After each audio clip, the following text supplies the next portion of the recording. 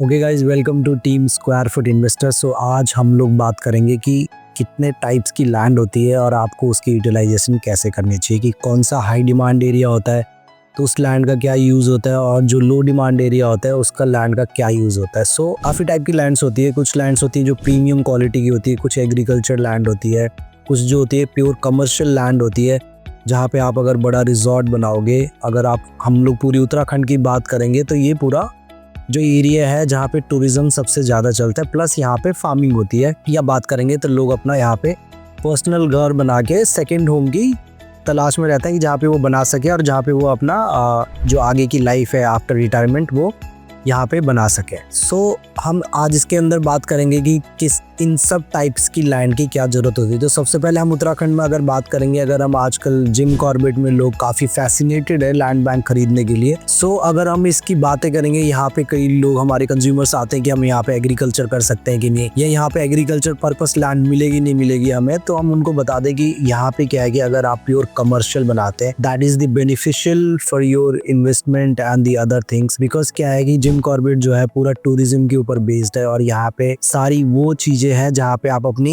Commercial use कर सकते हैं इसको। लाइक अगर एक बड़ा रिजॉर्ट बनाना है या आपका छोटा फार्म बनाना है या होम स्टे बनाना है तो उस पर्पज से यहाँ की एरिया बहुत ही बढ़िया है। अगर किसी को देखना है अपनी एग्रीकल्चर लैंड, सो उनको और ऊपर की तरफ जाना चाहिए। आजकल जो गवर्नमेंट जो बोल रही है कि आप जिस चीज के लिए लैंड लो या एग्रीकल्चर नहीं लेंगे, तो ये कहीं ना कहीं प्रॉब्लम आई होगी कि लोगों ने लैंड लेके उसको उस चीज का यूटिलाइजेशन नहीं किया होगा, जिससे क्या होगा कि वो लैंड रॉ पड़ी होगी और उस एरिया में उतनी ज्यादा चीजें नहीं आ पाएंगी जिस पर्टिकुलर चीज के लिए उन्होंने वो लैंड लिया होगा। अगर आपको एग्रीकल्चर करना है यहाँ पे, तो यहाँ पे एप्रिकॉट्स की फार्मिंग होती है, एप्पल की फार्मिंग होती है, ठीक है, ऑरेंजेस भी होते हैं यहाँ पे, और भी जितने भी ठंडे एरिया के अंदर फार्मिंग होती है। तो उसके लिए आप ऊपर जा सकते हैं, अल्मोड़ा साइड में देख सकते हैं, आप पिथौरागढ़ देख सकते हैं, आप शीतला खेत देख सकते हैं। तो इन सब एरिया में आप फार्मिंग कर सकते हैं अगर आपको इंटीरियर के अंदर good quality land bank with water resource मिल जाता है तो। बिकॉज एग्रीकल्चर लैंड के लिए सबसे पहले आपको देखना होता है कि इस पर्टिकुलर जगह पे आपकी रोड कनेक्टिविटी है कि नहीं, बिकॉज आपको ट्रांसपोर्टेशन चाहिए, वहाँ पे आपको मैन पावर्स मिलेगी नहीं मिलेगी,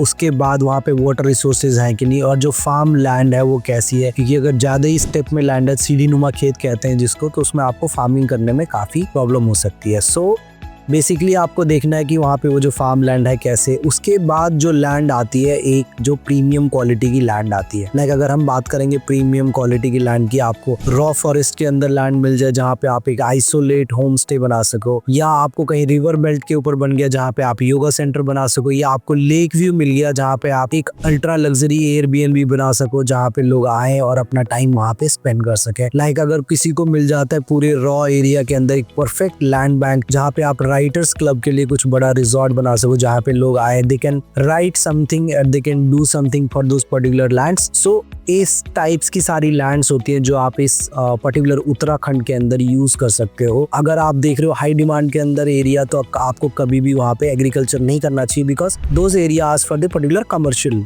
लैंड्स।